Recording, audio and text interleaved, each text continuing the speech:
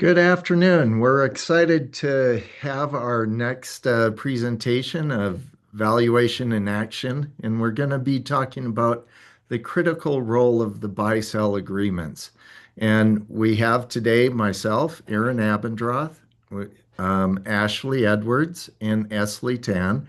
We're all team members within Haynie and Company. Just a little bit about myself. I have been doing valuations for over 25 years for different customers and clients and incorporate tax work in regards to valuations and such. Ashley, would you like to introduce yourself? Sure. Thanks, Erin. So I am a senior business valuation manager here at Haynie. I've been doing business valuation work solely for the last 7 years. And I've been with Haynie for the last four. So I'm excited to come talk about this today because it's something we see all the time, or lack thereof, I should say, for clients that we work with. Ashley? Yep, so I'm Esley Tan. I'm a valuation analyst here at Haynie. I've been doing valuations for about 3 years now, and excited to continue to grow in the profession and talk about buy-sell agreements. Great. Okay, our agenda today that we're going to talk about, we're first going to talk about the importance of buy-sell agreements and kind of the nuts and bolts of some of what a buy sell agreement is and what it's not. We're also going to be talking about the right valuation method for buy sell agreements. And then we'll talk about triggering events that a buy sell agreement is instituted, and then the tax implications. We'll also talk about funding strategies that use valuation as part of it. And then we're going to talk about best practices to avoid and things to do to make sure that your buy-sell agreements are solid and legitimate. Now, one of the things that we have to, of course, do is that we are not attorneys, but so please always contact whether you're going to implement a buy-sell agreement, contact your attorney, and they will help to go through uh, establishing it and such. But valuations are used all the time in regards to this. And please, as we're going through this presentation, there's a Q&A chat, and we also will have a question and answer at the end. And of course, we will send the recording afterwards within a day or two. But so, Ashley, start us off about the importance of buy-sell agreements. Yes. So getting started, let's talk about what it actually is and what it means and what it can do for you. So, at its core, a buy sell agreement is a legal contract. It's a binding contract, and it tells everyone involved that if something happens to one of the owners, whether it's death, disability, retirement, divorce, here's exactly what's going to happen with ownership. Here's how it's going to get transferred, right? So, it's a legal contract that lays out all of those details, which sounds really simple in concept, but in practice, it's really, really important. And it's something that we see done incorrectly on a fairly regular basis. So without a buy-sell agreement in place altogether, you may not have a plan in place, right? So you're going to default to how state law or court decisions or court precedent may decide that the business has to be valued, which is not necessarily something you want to be subjected to, because that's where things can get really messy, raw, emotional, and expensive as well. So let's talk about why they matter. Why does it make a difference for you, right? A buy-sell agreement is going to do a few different critical things.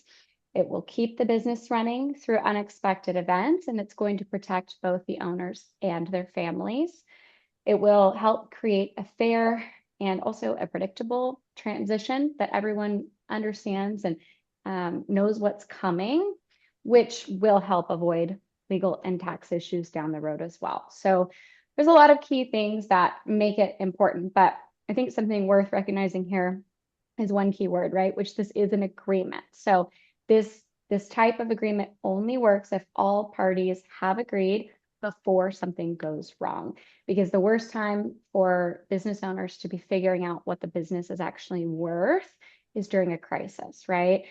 Like again, emotions are high, expectations aren't going to match between multiple parties, and that's when disputes begin, which is something that everybody wants to avoid. So we've got this chart on the right. We say to think of a buy-sell process or the buy-sell agreement like a building.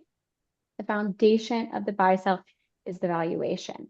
There's a lot more that goes into the document, but ultimately what the business is going to be worth upon everything else, funding, payouts, these triggering events, ownership transfer, everything else sits on top of what the business is going to be worth for those different triggers, right? So if your valuation language in the agreement is not clear or it's not up to date, then the whole structure of your buy sell is going to be at risk when an actual triggering event does happen. I think next we are jumping straight into a poll.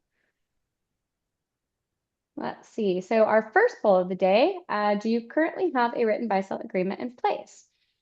Yes, and it's been updated recently. Yes, but it hasn't been reviewed. I think so, or I'm not sure, or no. So we'll give everybody a minute to answer.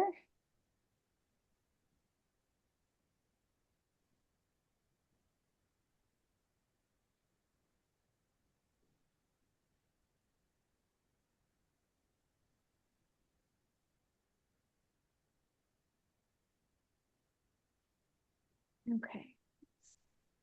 All right. So most of us said no in the room. A few people do have one in place and have been on top of updating it, and one has one that may need to be reviewed. So that's good information for us to understand as we keep talking about this. So we know kind of the general context and who has one, who doesn't, and what we're really going to focus in on. So from here, we'll go into typical buy-sell agreement clauses. So this is going to be what makes up that buy-sell agreement. We've talked about why they matter. So now we're going to focus in on the details. So every buy-sell agreement is going to include a core set of clauses, and each one is intended to actually answer a specific question. So who owns the business, what it's worth, how it gets paid for, and what happens when people don't agree. So if any of these core pieces are missing or unclear, that's where we start seeing those problems during a business transaction. So the first one we have here is spousal waiver. This is going to prevent a non-owner spouse from claiming ownership in the business. This happens during divorce or death. And without this, if you work in a business, let's say you're 50-50 with your partner, you might suddenly become a business partner with someone who was never intended to be an owner. And that person may want to try to maintain ownership, or they may want to cash out, right? Usually it's the latter. But having this clause in place will help prevent those things from happening, and it will help keep your ownership controlled in the event of death or divorce. So that's a really big one. A lot of agreements miss that spousal waiver.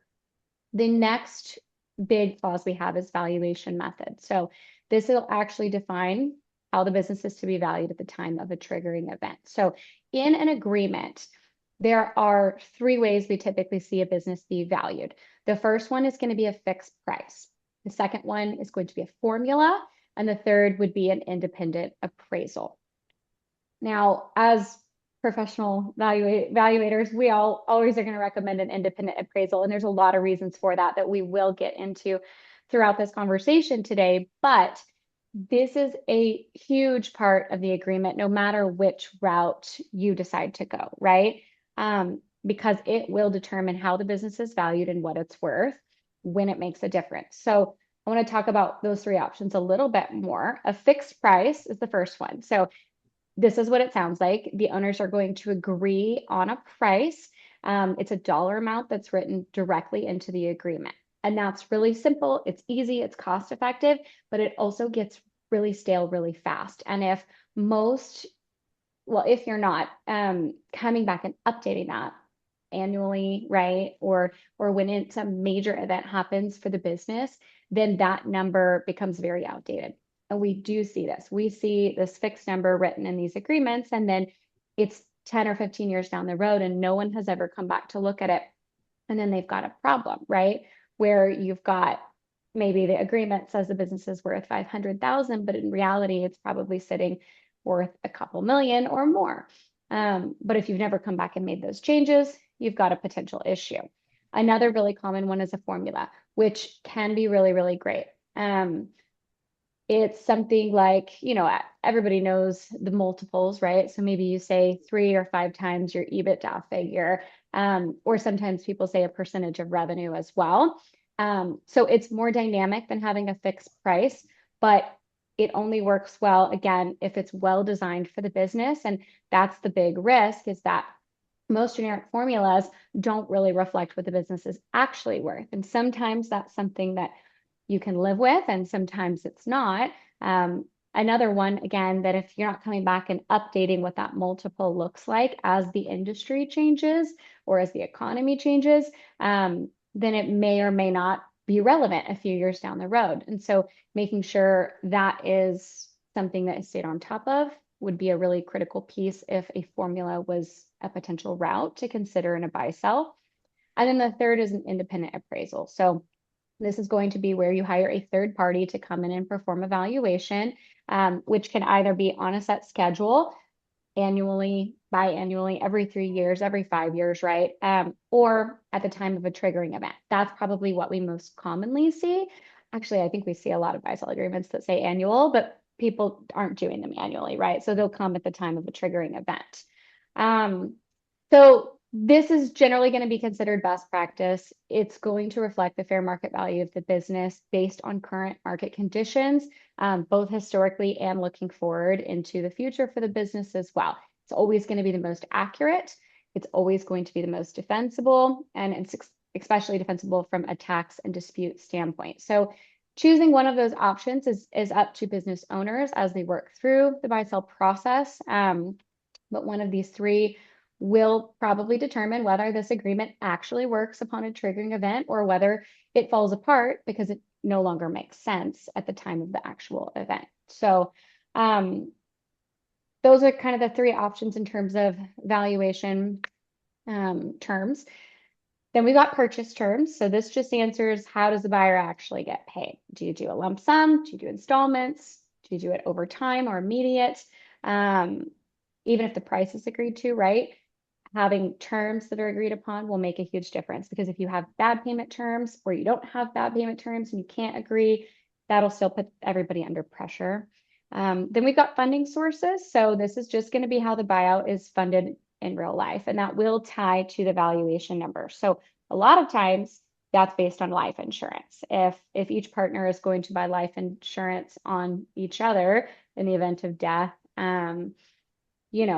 that valuation is going to tie into that. So what happens there too is that a lot of times the business will grow, funding won't keep up because you'll have a shortfall, because you've been insured for, let's say, $1 million, but now the business is worth $5 million, and you've got a $4 million gap in a estate situation that you need to fill that shortfall. And a lot of times they'll have the right to, I think, force you to sell the business. So the family to get the buyout. So it helps prevent those kinds of issues. And then you've also got transfer restrictions. This controls, again, who can become an owner outside of the spousal waiver. It'll prevent it'll prevent owners from selling to outsiders without approval from inside parties already. So without that, right, they could potentially sell to anyone, and you could end up in business with somebody that you don't want to be in business with. And then the last big clause that we have is dispute resolution. So this is your backup plan. It's going to outline how disagreements get resolved, and it can help keep you out of court. So you may say through mediation or arbitration, but the goal will be to help keep you out of court if possible, because obviously actually going to litigation is going to be very disruptive and expensive. And it's usually not the outcome you're going to want to get out of it. So ultimately, these clauses are all intended to protect business owners and to remove uncertainty for what's going to happen at different triggering events. Because your goal here is protection, but it's also making sure that the business can keep running when something unexpected happens and that you're not forced to potentially liquidate for a buyout situation, right? Or something that you can't afford to do. So this is something we always say, these buy-sell agreements, we want them to be treated like a living document, something that owners come together and review regularly, and when major life events are happening, right? So that everything is covered as life changes, because life does happen. So on to the next. Yeah, so choosing the right valuation method. There are some common valuation clauses we want to talk about, and Ashley hit a couple of these already, but just want to reiterate some of them. So the first one to kind of consider is the defining the standard of value. So there's a fair market value, which is the price a hypothetical willing buyer and seller would agree on. This is typically used for any IRS engagement, so valuations for estate or tax purposes. Um, and those require using the fair market value there. Fair market value typically includes a discount for lack of control. So if you're buying 50% or less of equity interest of an entity, there's going to be a discount there. And then there's a discount for lack of marketability, which is a discount for purchasing private company shares, because they're not as easy purchasable, compared to like public stocks. So there's a little bit of a discount there. And then the other standard of value is fair value. This is typically used for divorce and shareholder disputes, depending on the state. Because the fair value doesn't include discounts typically, for lack of marketability or lack of control. There's no discount for lack of control to protect the minority interest owners. And then owners already have shares in the company, so there's no need for a marketability discount there. And then next, you can specify the type of engagement on your buy-sell agreement. So the first one is a conclusion of value. This is a full-blown valuation where we consider all three approaches. So we look at the asset approach, income approach, and market approach, to determine the best value of the business and which one makes the most sense. Conclusion of values are required for IRS engagements again, so estate and gifting purposes, and also for legal disputes. For this one, valuation professionals exercise professional judgment, to determine which methods and which approaches make the most sense to value your business. And the value that a valuator comes up with can differ between different valuators, right? So I can come up with a certain value for a business, Aaron can come up with a slightly different value, and same with Ashley. It just depends on the decisions we make during the valuation process. And then there's a calculation of value, which is um, a limited scope, less costly approach. You typically agree on using one or two approaches. Most of the times, these are income and market approaches if your company has cash flow and is profitable. If not, we'll use the asset approach for determining the fair market value of your assets. And we'll discuss this a little bit more in a couple of slides, so we'll just leave it at that for now. The next clause is triggering events. These are the main triggering events: death, disability, divorce, voluntary exit, and bankruptcy. We'll also be talking about these in a couple of slides, but just want to highlight the main triggering events there. And then another clause to consider is the timing of the valuation. So when a triggering event happens, typically you want the valuation date to be as of that triggering event date. That's the most common thing to use. However, if there's like a disability or an injury that occurs, you might want to consider using a different valuation date. For example, when if an injury happens, you can push the valuation date to uh, when it's prescribed or when it's determined if it's a actual disability or if they're going to continue to work within the business without any issues. So something to consider there. And as Ashley was talking about, having annual updates or periodic revaluations can be a good thing to have, as long as you follow them, right? And then next we have the appraiser selection. Do you want to have a specific process for selecting your third-party appraiser? Do you have one in mind already? Do you want someone who's kind of close in proximity so you can meet them in person and do an in-person valuation kind of process?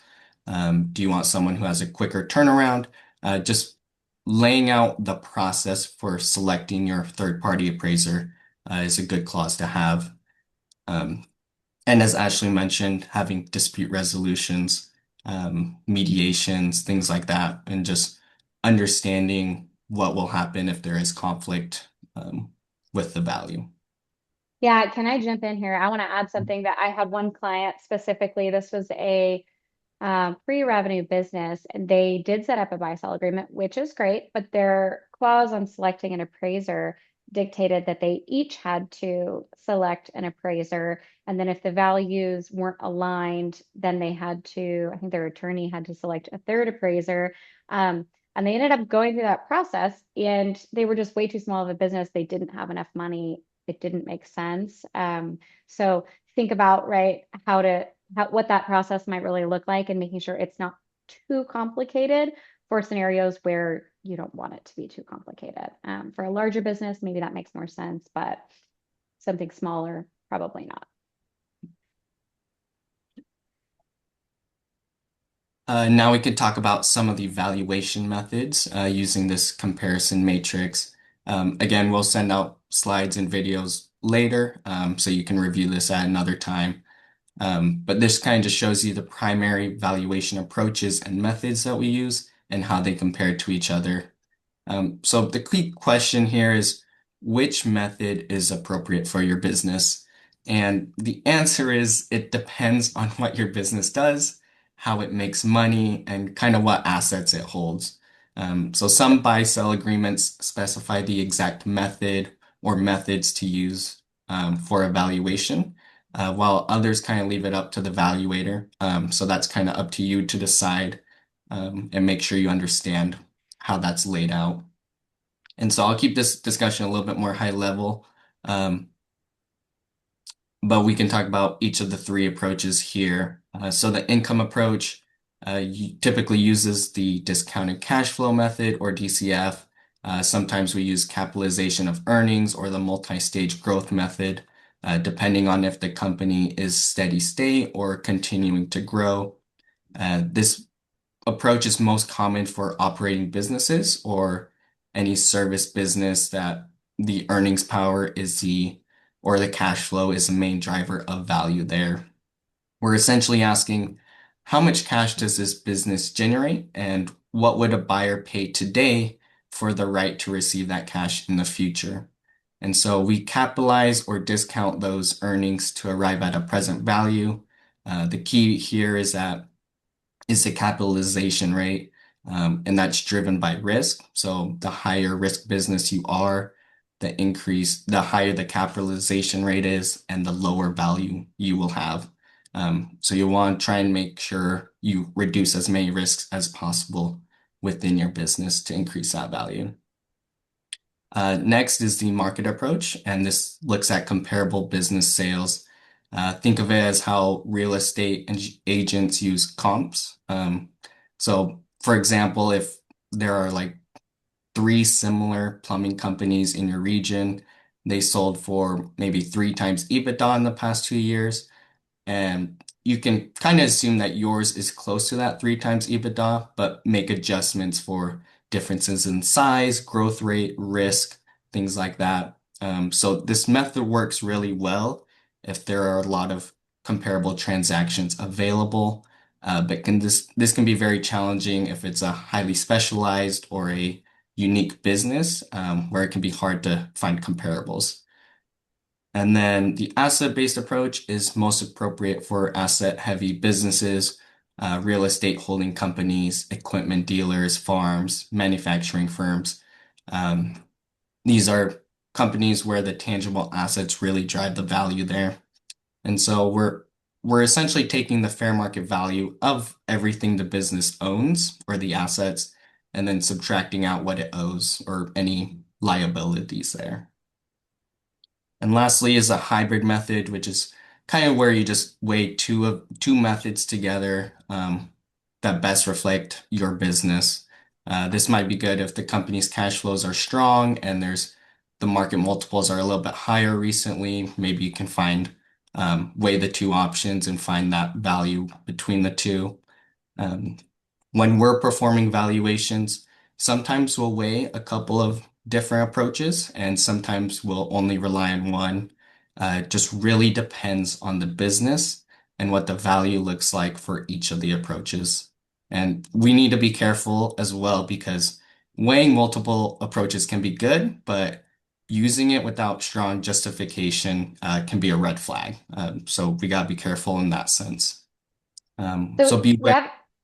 we have a question on the Q&A. I just think this is a good place to talk about it. So we had an attendee who said valuation is based on future benefit stream based on multiple methods, including comparables and multiples. So when this person says this comment, he or she is talking about essentially this chart right here, right? These are different methods within a qualified appraisal that you'll see. But then this person specifically asks, what is the advantage, if any, in having a fixed price and a buy-sell agreement? So I have thoughts. Aaron, do you want to start and see if we have the same answer? Why don't you start first? I'll think of the question, my Okay. response. Okay. So I would say I would not specifically call it an advantage to have a fixed price.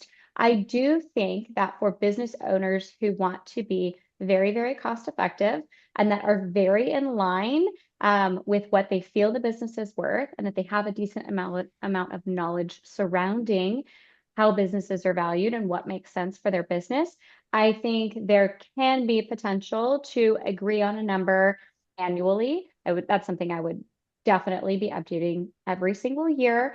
So I think there could be a time and a place for it. I think generally that's going to be in a much smaller size business where the owners really just want to be cost effective, which there can be a time and a place for that, right? So that absolutely can work in some scenarios. But for any businesses that are growing or larger and have the funds to do different methods, right? It's probably the better route and the safer route. But I think there's a time and a place, not necessarily an advantage. Aaron? Yeah, my thought in regards to that question is I having a fixed price is not I I would go more of no, I don't think there is much of an advantage. However, I do believe having fixed methods in coming up with that number and looking at it every year, and then both partners or all partners agree, yes, that's the value that we're going to use this year. Especially when the business is stable, it's having steady growth, not hyper growth or not a decline either. So that's how I'd look at it. And there you go. You get difference of opinions. So, and that I'm sure Esley has a difference of opinion too. So, we almost sound like attorneys here. It depends, right? So, anyway, that's my thoughts. Okay. Hey, let's talk about triggering events here and tax implications. And uh, we all, uh, I think we have to look at our lives and say, okay, we all think that we're invincible, if you will, for as we're living our life. and we're never really expecting that today is the last day or something's going to happen. I'm going to be disabled, etc. But we'll go through each one of these. But it's important that we plan for the unexpected. And the most unexpected is death. And I hate to do the death and taxes, but you know what? We've got potential estate taxes. Estate tax is at 40% if it's above, uh, 13 million, and that it keeps adjusting up currently. And that could always adjust based upon the um, tax laws that are in place. Now, one of the things is that, there is a step up basis that people receive when they go through the state tax upon death. There's a step up on the date of death, or if it's going through the whole estate tax uh, Form 706 and you decide to use an alternate date, which is 6 months after the date of death, there's a step up in basis. So there's some important things as you're looking at death. Fair market value is required for estate tax purposes. Okay. And the IRS correspondingly looks at each and every estate tax return that's filed. Please remember that. They look at the tax return, they look at the supporting documents that go with that tax return, and they're very time consuming, and you have to be prepared for something like that. Um, and then one of the things that the IRS can do, they can challenge the valuation. And IRC 2703, it's talking about if you're making really shares that or value that is sub fair market value to family. And so you have to be very careful. So the triggering event of death, there's a lot to this. So you have to make sure in your buy-sell agreement that it is incorporating, especially if it's a buy-sell between family. And many times it is. So that's where 2703 comes into play. Disability. What's the definition of disability? Let's say I get my hand cut off. As an accountant, CPA, yeah, does that constitute disability? Yes, but can I still work? Yes, I can. There's ways to make it work. So you have to define disability. And that's important in your buy-sell agreement. And then the valuation date, when is that disability recognized? And then you have to go through the process of saying, okay, we got to value it at that particular time. You can also use hybrid valuation approaches to provide a fair buyout without overburdening the business. Let's say, for example, a partnership where both partners are very involved in the day-to-day operations. Well, there's going to be a disability buyout that's different than, let's say, there is three different partners and one partner gets disabled who is not um, involved in the day-to-day business. So you have to define disability very specifically, and you might even have to do it by partner. So just be aware that's something that you have to look at.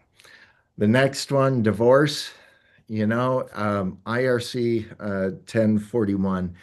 Uh, if between spouses, there's not a taxable transfer of assets.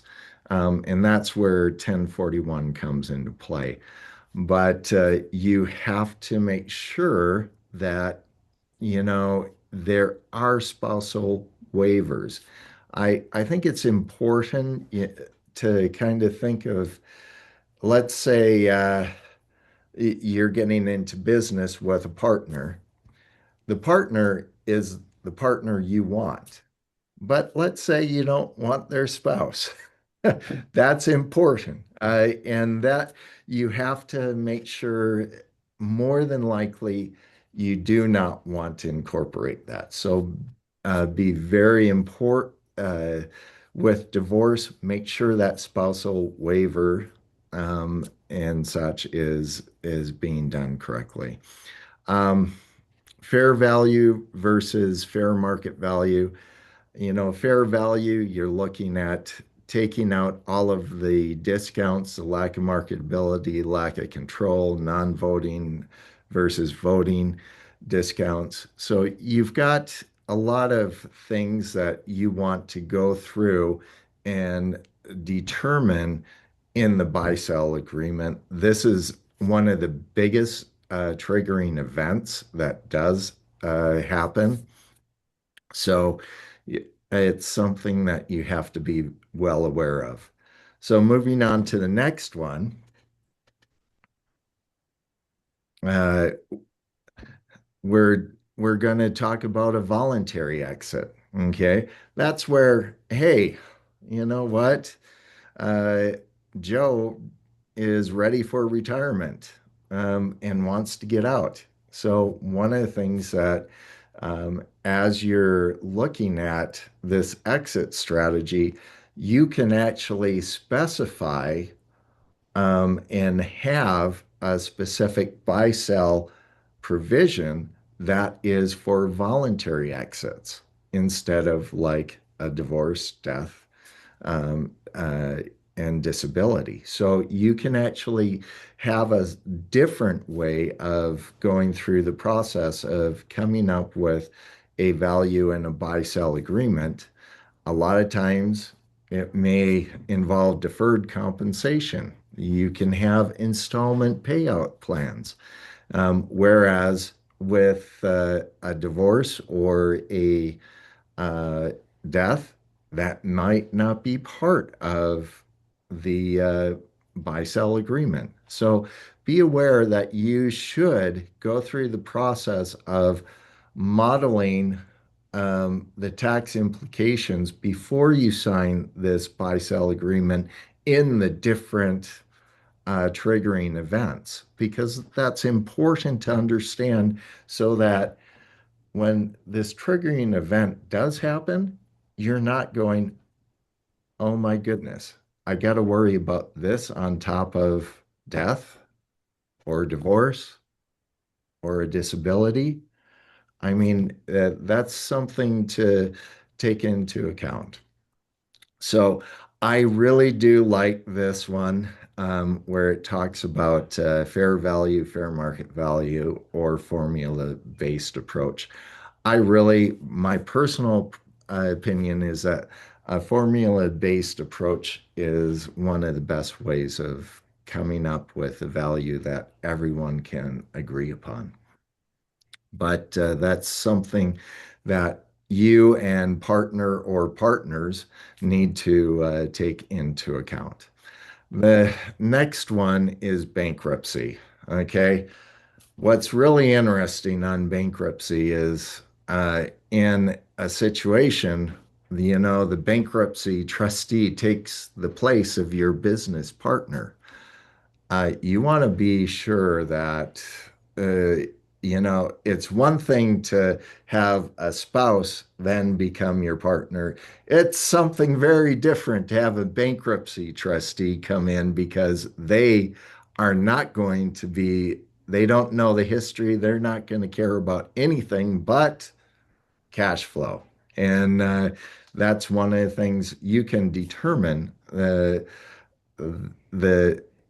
how that buyout will actually occur. So be very careful. I think that's one of the least if you look at provisions in a buy-sell agreement that I've seen out there, but I think it's one of the most important, especially if economic times are much harder. So, with that being said, as we move to the next one, we're going to talk about the poll question. Okay.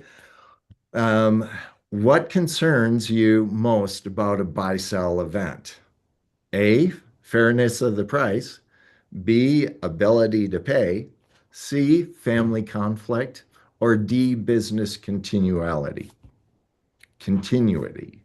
Sorry. So we got a couple comments while we wait for people to answer that. Sure.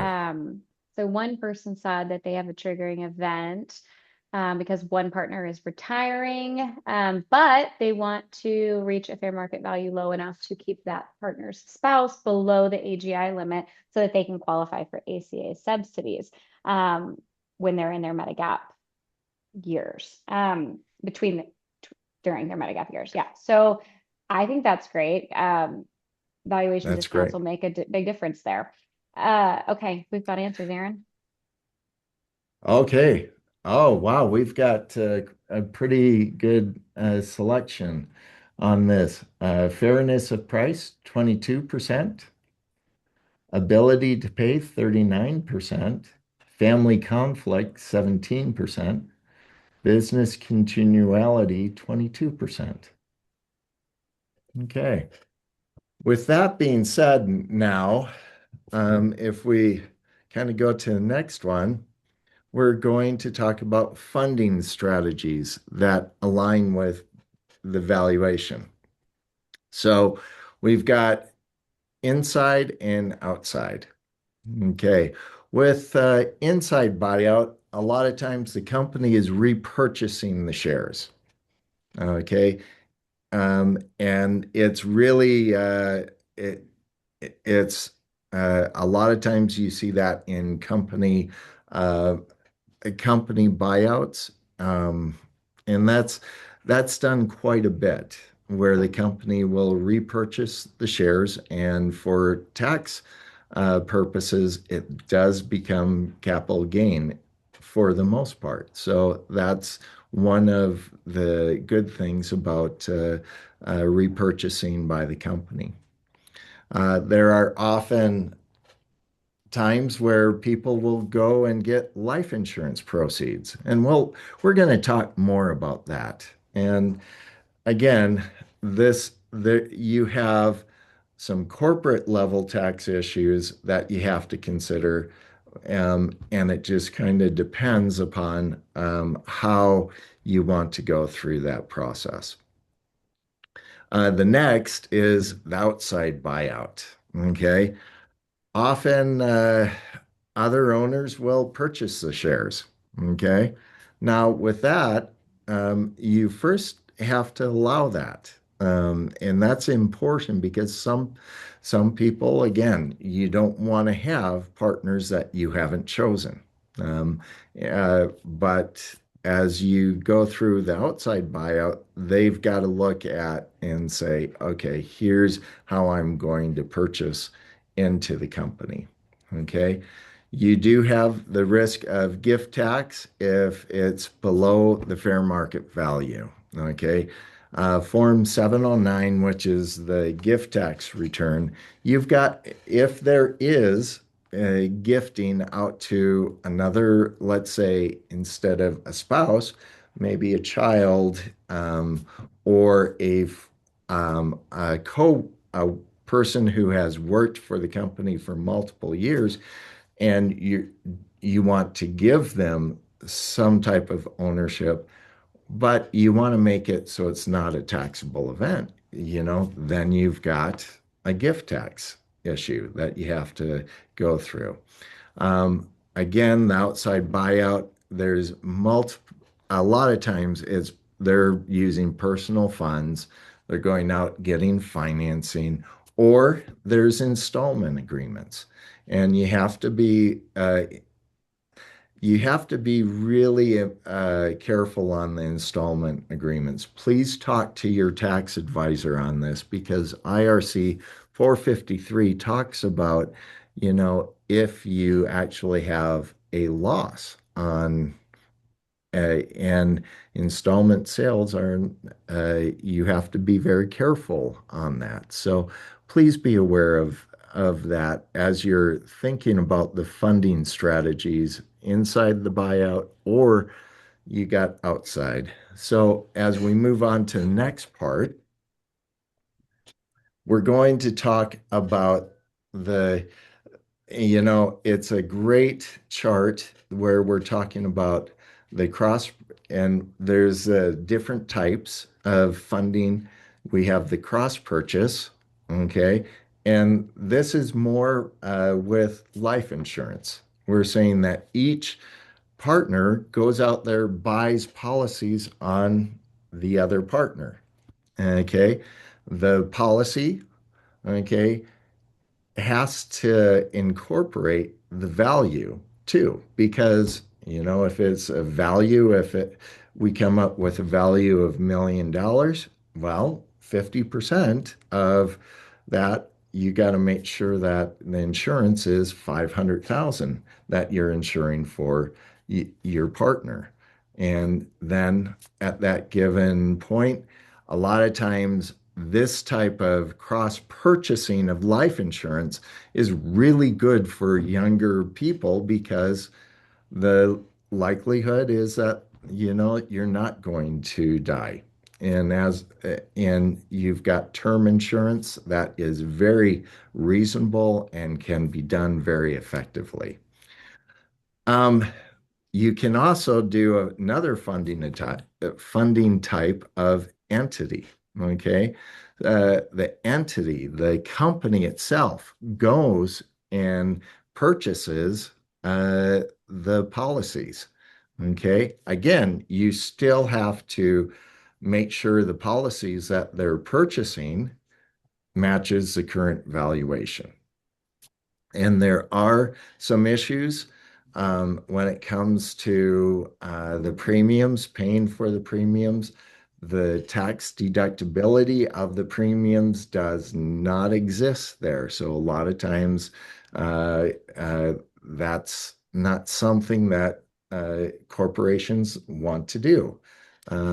So please be aware of something like that.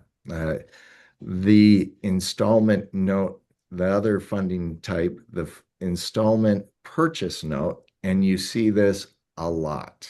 You see this, and that is in the buy-sell agreement itself spelled out. The seller finances the the payout over time. And so a lot of times again, you have the valuation that helps to come up with the amount. And then generally there is an amount and an interest. And a lot of times people come and they say, well, I don't want to charge interest. Well, if you don't, the IRS will.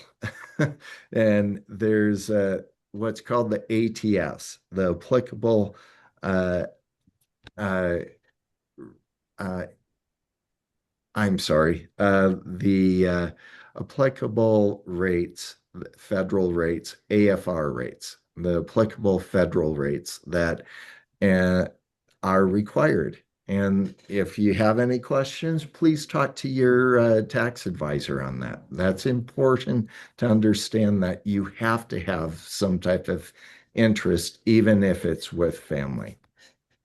Also, the tax treatment on this is that, it's for the seller, it's, capital gain, and then interest income upon the receiving for the person uh, receiving it. So that's important when it's best when there's asset rich, cash poor businesses because you're doing it over time, especially in growth businesses. I think that's really important. The last funding type is sinking funding, and that's where you're essentially creating this reservoir of money for the buyout, and you're putting it away for that time. Okay.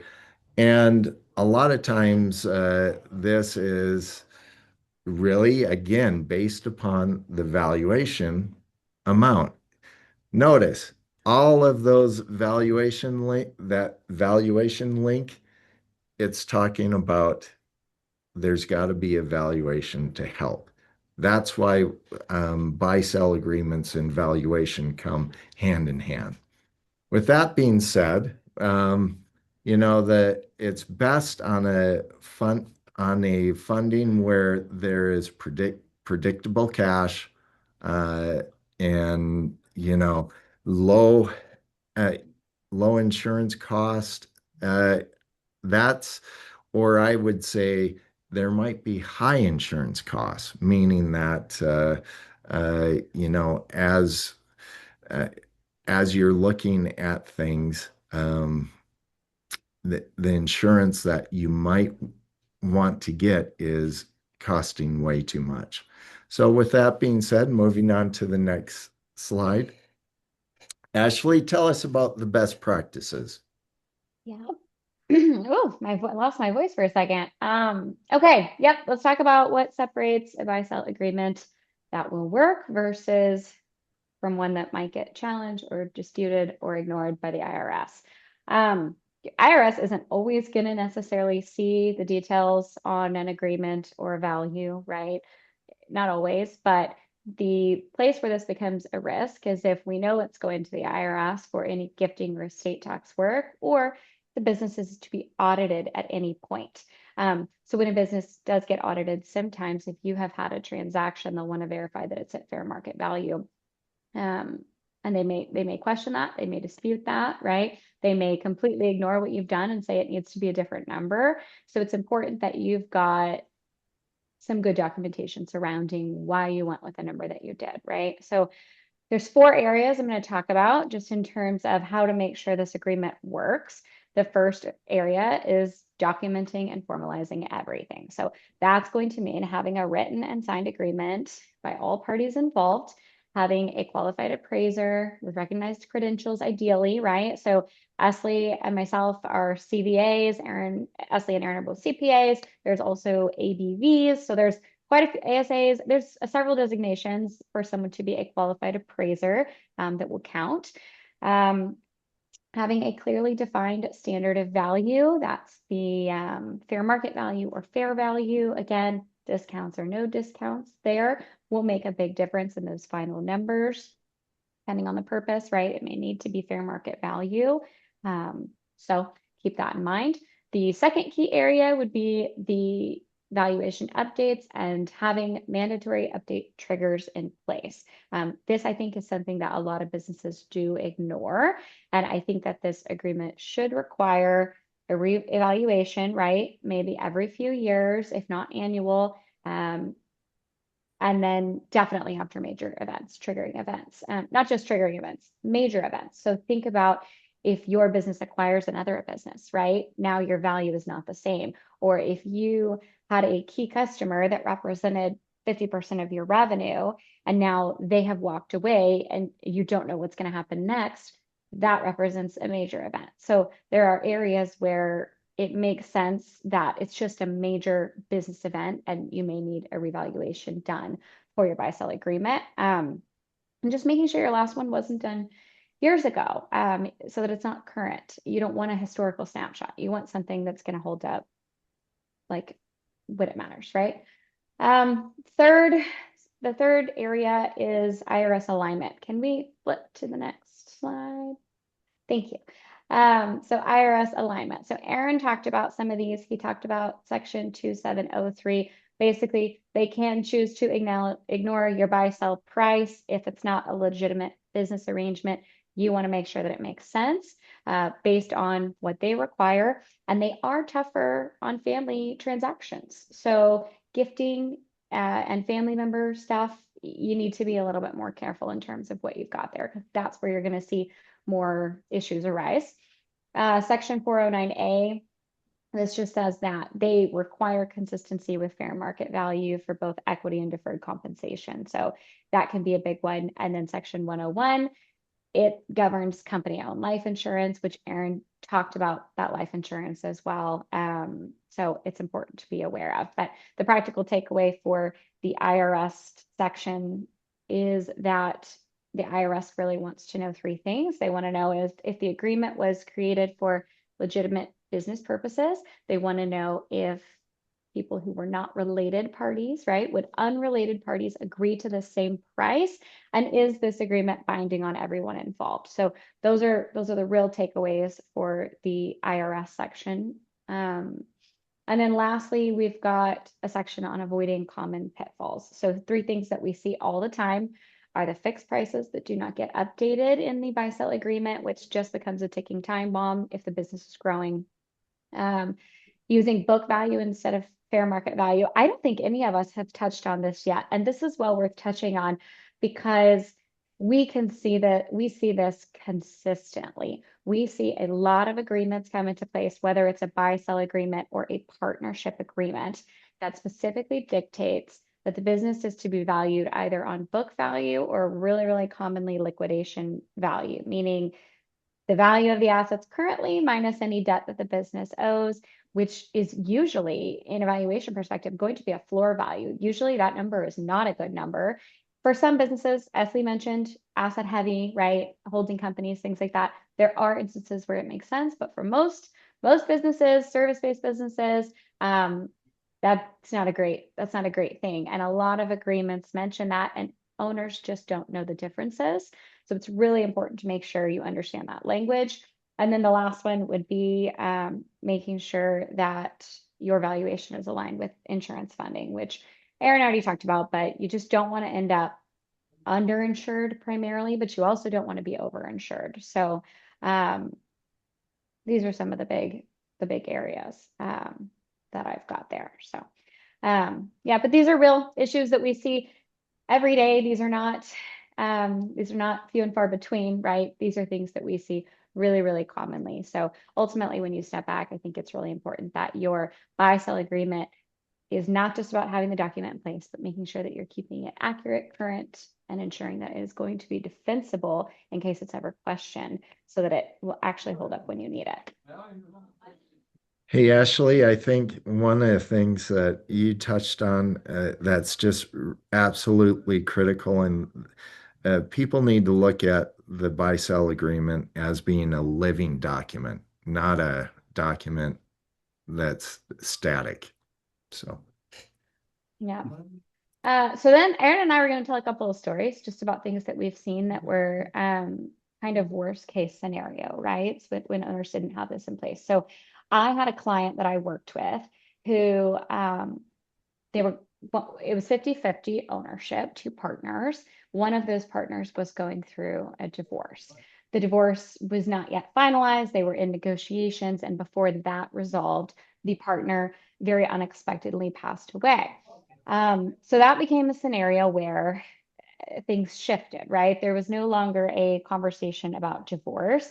The divorce effectively ended when he passed away. And instead, this became a conversation or an estate situation, right? So that spouse, soon to be ex-spouse, instead inherited his ownership interest. And without a buy-sell agreement in place or any rules dictating it, the surviving partner obviously had one number in mind, and the spouse wanted to push for a much higher one, right? This became the last opportunity that the spouse could potentially get funds out of this business, right? So it was a very big deal to that surviving spouse.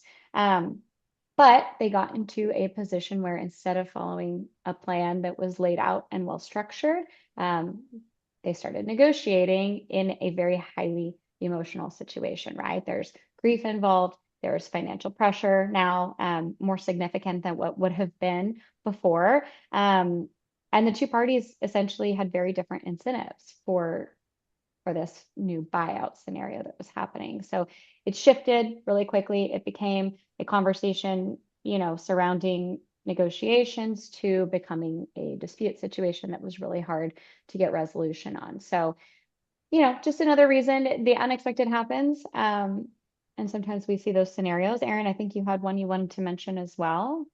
I do. Just because of time, I'll just say it in two sentences. Two twin brothers wanted to have a buy-sell agreement before they got their married. And as a result, when after they got married, they never could agree to it. And as a result, they ended up separating, and there was no buy-sell agreement. And it just made things very costly in the tune of 2 to 300,000 in attorney's fees. I So, didn't even realize the time. Thanks for pointing that out. Aaron, we did have one question I want to cover yeah, before we have to hop off. sure. I think you're the best to answer this, most likely. So it says insurance policy under the entity purchase redemption is payment of premium, if not tax deductible, treated as a shareholder withdrawal. If yes, will Yes. tax authorities treat the premium the same as a taxable benefit? It depends. Generally, the premiums will never be uh, tax deductible, but it would be going out to the individual. It would not be taxable to the individual. So Okay. that generally, if you try to deduct insurance premiums, then the tax proceeds become taxable. So it depends upon how you treat the actual premiums. Yeah. Okay, great. So Yeah, thank you, Aaron. Okay, so I think we've got another poll if you want to fill it out, but we're pretty much out of time. So we will, Aaron, we're gonna send information out, yes, or Esley, I don't know which one of you is gonna talk about that, Aaron. Oh, yeah. So yeah, poll question number three. We just want to make sure that you guys take action after watching this webinar. So are you gonna create a buy-sell agreement because you don't have one, review and update your current one with your attorney, review your life insurance coverages to make sure it matches current business value, or you can schedule a business valuation with a qualified appraiser. Um, like we said, just make sure to take some kind of action after this webinar. We're kind of running out of time, but some of the main takeaways that we wanted to hit home are buy-sell agreements is mainly for business continuity, to make sure the business has a plan to stay in place in the future. They make sure that owners are treated fairly, families are protected. And like we said, for recommendations, this is the same as poll question number three.